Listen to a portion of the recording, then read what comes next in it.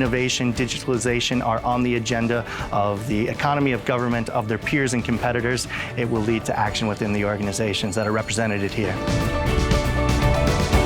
I think it's important for all the economic people in order to get an impression what will be the development of the future.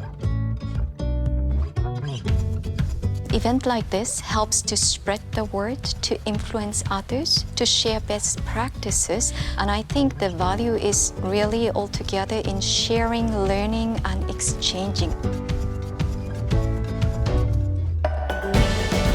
So now after COVID, coming back, seeing people in presence again, it's much nicer as just having them online via the camera.